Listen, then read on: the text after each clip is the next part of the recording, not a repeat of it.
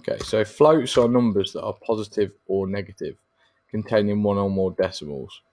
So we know integers. You write integers by defining just by writing a number.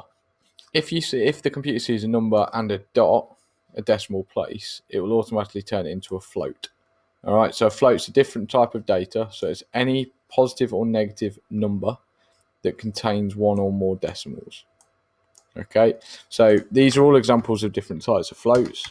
If I print out the type again of X, when I run it, we can see that that's a float. Okay, you can see that that's a float.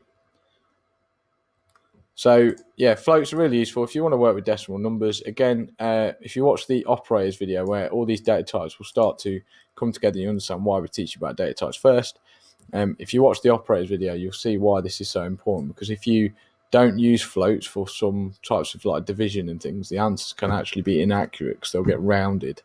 All right, so if you want accuracy when you're doing arithmetic with numbers, then floats are the type of data you want to be using.